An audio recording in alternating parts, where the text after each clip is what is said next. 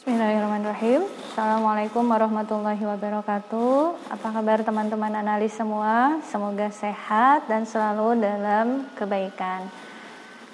Beberapa pekan lalu Ibu sudah menjelaskan materi mengenai dasar-dasar spektrofotometri. Ya, jadi spektrofotometri itu ada beberapa jenis. Ada spektrofotometri UV visible, spektrofotometri serapan atom, ada spektrofotometri infrared. Nah, pekan lalu Ibu sudah memberikan materi mengenai spektrofotometri visible, ya. Apa spektrofotometri visible itu? Interaksi antara partikel cahaya dengan sampel pada panjang gelombang tertentu, ya. Di mana panjang gelombang yang digunakan untuk spektrofotometri visible itu antara 350 sampai 800 nanometer, ya.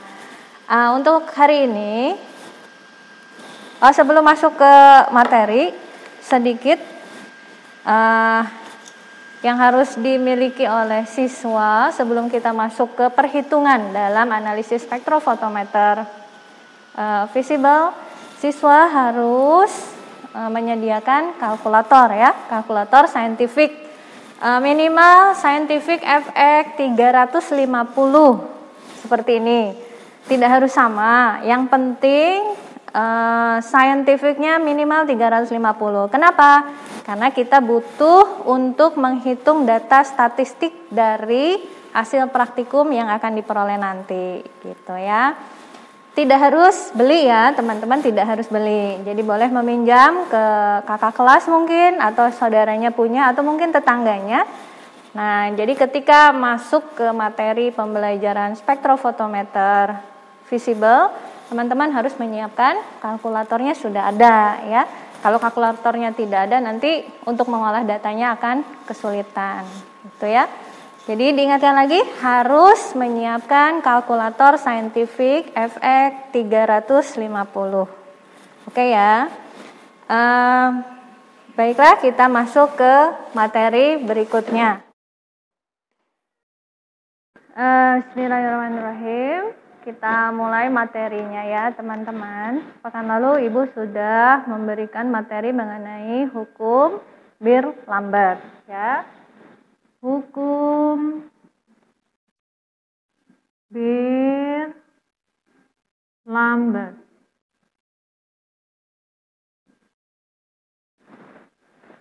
Hukum Beer-Lambert ini menyatakan bahwa proporsi berkas cahaya datang yang diserap oleh suatu bahan atau medium tidak bergantung pada intensitas berkas cahaya yang datang. Sedangkan hukum Beer menyatakan bahwa absorbansi cahaya berbanding lurus dengan konsentrasi dan ketebalan bahan. Jadi secara umum hukum Beer-Lambert kita tuliskan untuk menentukan absorbansi A sama dengan A dikali B dikalikan C, di mana A adalah absorbansi,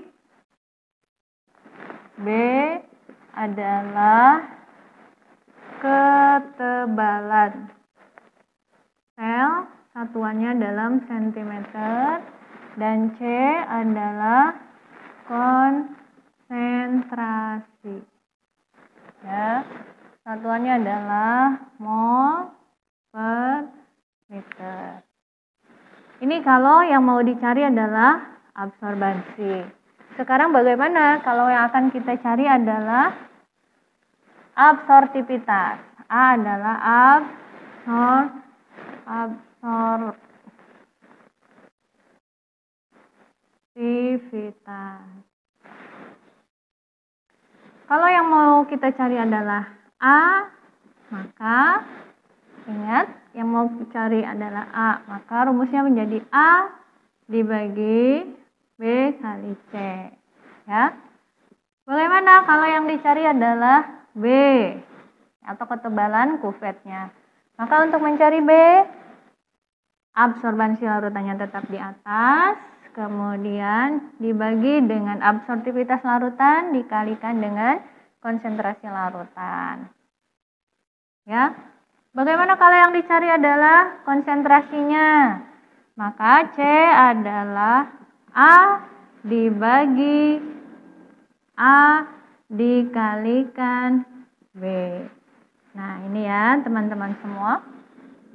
Rumus dalam penerapan hukum Beer-Lambert. Untuk latihan soalnya nanti menyusul ya. Kemudian perhitungan apa saja konsentrasi larutan yang biasa digunakan dalam praktikum analisis spektrofotometri. Ya, ini tadi hukum Beer-Lambertnya sudah selesai. Sekarang masuk ke konsentrasi larutan. Konsentrasi larutan yang biasa digunakan dalam praktikum analisis spektrofotometri. Sebenarnya untuk konsentrasi larutan ini sudah dipelajari di pelajaran PDPLK ya teman-teman. Di kelas 1 sudah belajar membuat larutan. Nah, di kelas 11 ini Ibu ingatkan lagi bagaimana caranya membuat larutan ya dengan konsentrasi yang biasa digunakan untuk analisis spektrofotometri. Yang pertama ada normalitas. Ya, normalitas ini satuannya adalah Greg per liter. Ya, atau kita simbolkan dengan N besar. Normalitas adalah massa per massa molekuler relatif dibagi bilangan ekivalen dikali 1000 per mililiter. Ya. Apa BE itu? BE itu adalah bilangan ekivalen. Untuk menentukan bilangan ekivalen ini ada 3 ya. Yang pertama, bilangan ekivalen ini bisa kita dapat dari H+. Kalau larutannya asam, maka kita bisa mendapatkan bilangan ekivalen dari banyaknya jumlah asam. Kemudian yang kedua, kalau larutannya basa, maka bilangan ekivalen ini bisa kita dapat dari banyaknya OH-. Yang ketiga, kalau larutan tersebut termasuk ke dalam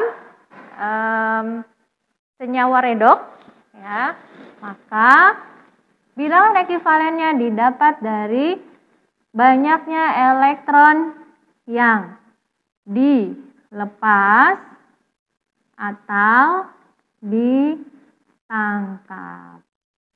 Nah, itu ya. Ini untuk normalitas. Misal, contohnya, tentukan normalitas larutan.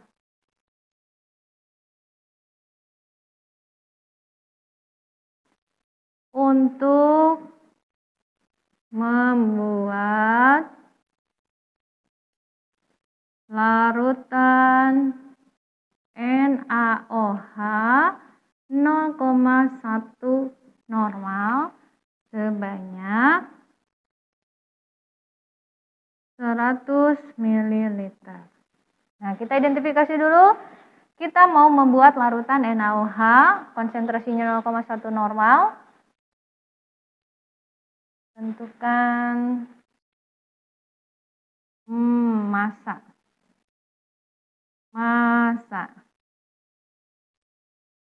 NaOH yang harus ditimbang. Untuk membuat larutan NaOH 0,1 normal sebanyak 100 ml.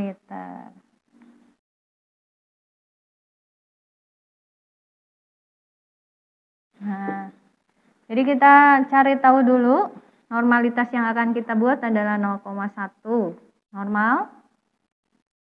Kemudian volumenya sebanyak 100 mili dan massa molekul relatifnya Na ditambah Ar, Na ditambah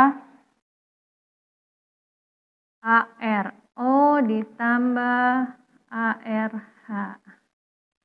Jadi Na itu adalah 23, karena Na-nya ada 1, jadi 1 kali 23 ditambah ARO adalah 16, karena hanya ada 1, jadi 1 kali 16 ditambah ARH adalah 1 kali 1 ya.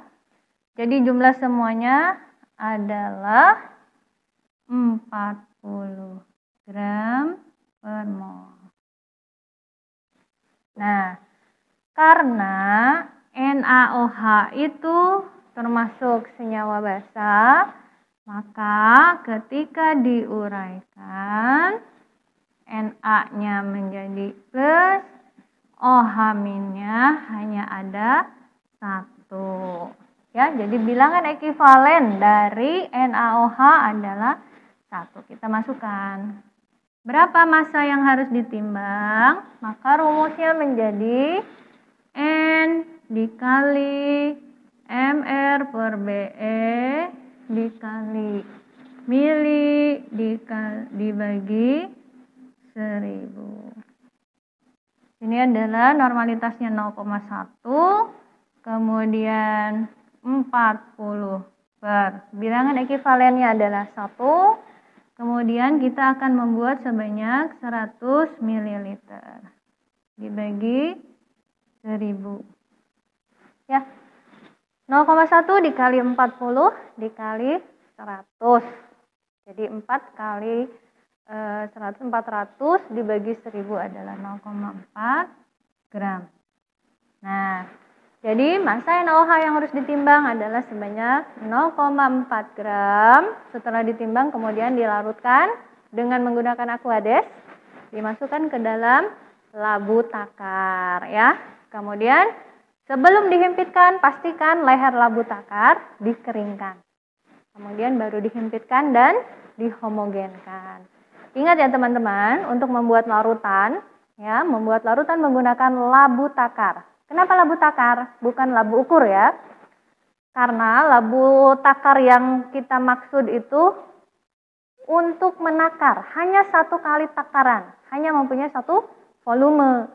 Kalau yang dimaksud untuk mengukur, maka alat tersebut harus mempunyai skala ukur. Ya, contohnya ada pipet, ada buret. Nah, itu untuk mengukur ya. Sedangkan labu ukur yang kita maksud itu sebenarnya adalah labu takar untuk menakar 1 kali volume saja. Itu ya, teman-teman ya.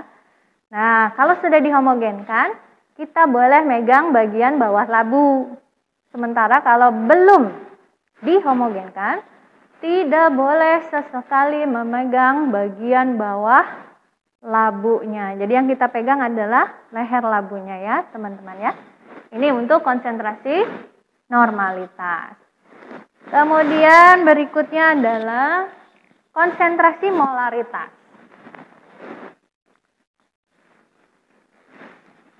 Nomor 2 adalah molaritas. Molaritas itu satuannya mol per liter. Ya. Kita simbolkan dengan M besar. Rumusnya adalah massa per massa molekul relatif dikali 1000 per mililiter. Ya. Nah, contoh. Berapa massa? Massa apa ya? Misalnya berapa massa NaOH juga, NaOH yang harus ditimbang untuk membuat larutan NaOH 0,1 molar sebanyak 100 mili.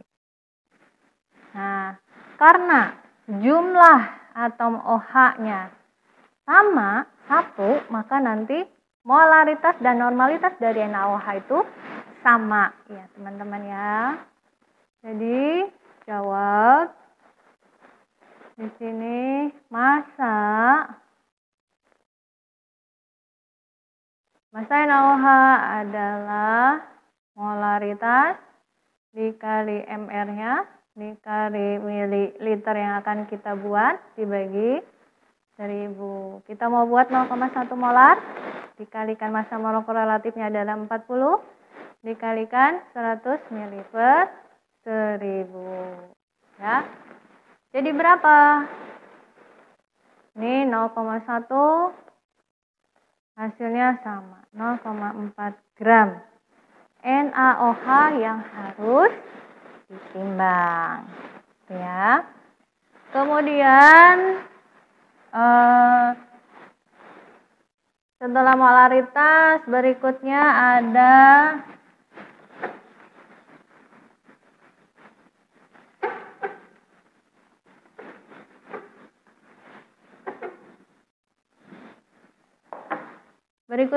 ada konsentrasi yang paling sering digunakan dalam analisis spektrofotometri adalah ppm ya, atau part per million. Ya. ppm sama dengan massa zat per volume dikali 10⁻⁶. Nah, dikalikan AR dibagi MR. Nah, AR ini atom relatif dan MR ini yang mana? Nanti yang akan kita analisa. Misal, untuk analisa kadar Fe dalam air, ya. Fe dalam air bisa kita analisa secara spektrofotometri visible, di mana Fe-nya akan direaksikan dengan pengompleks, ya, jadi Fe-nya akan berwarna. Kemudian AR-nya, AR ini berarti AR Fe, karena kita mau mencari Fe. Nah, MR ini adalah MR yang akan kita gunakan sebagai standar induk. Ya, nanti kita kalau sudah mulai ke prosedur kerja, Ibu jelaskan lagi ya.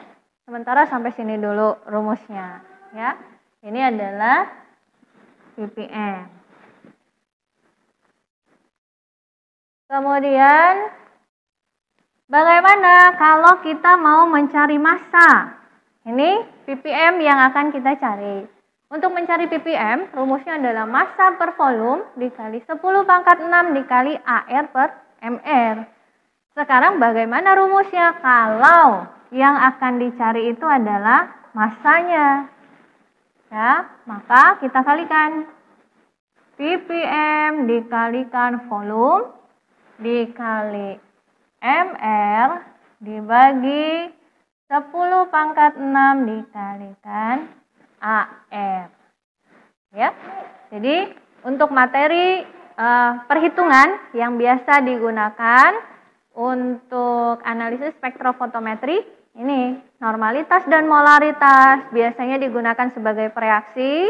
Kemudian ppm itu biasanya digunakan untuk membuat larutan induk, kemudian larutan sampel dan deret standar. Ya, nanti dalam praktikum spektrofotometri visible itu ada beberapa langkah yang harus dilakukan. Ya, sedikit Ibu bahas mengenai praktikum spektrofotometri. Yang pertama kita mau analisa apa? Nah, maka harus membuat dulu standar induk. Ya, membuat larutan standar induk.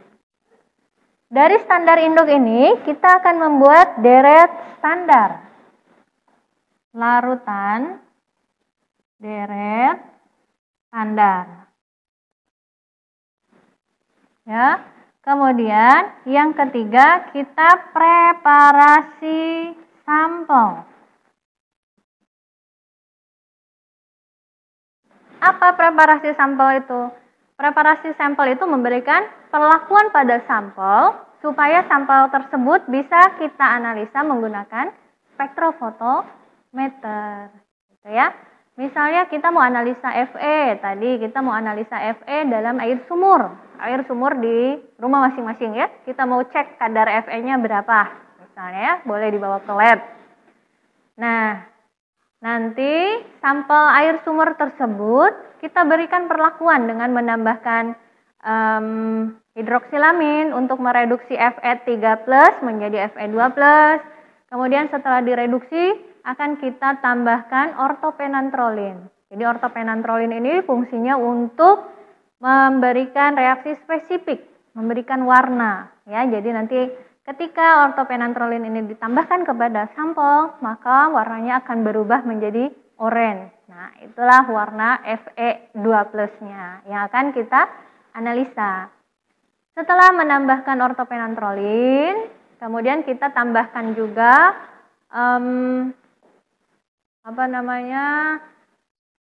natrium asetat. Natrium asetat ini fungsinya untuk mempertahankan pH. Jadi ketika kita mau menganalisa Fe tersebut, pH-nya yang stabil itu pada pH 8 sampai 11. Ya, teman-teman. Mungkin sampai sini dulu penjelasan Ibu mengenai perhitungan dan konsentrasi yang biasa digunakan di dalam spektrofotometri visible ya. Nanti untuk tugas perhitungan konsentrasi dan hukum Berlambert, tugasnya menyusul Ibu posting siang ini insya Allah ya.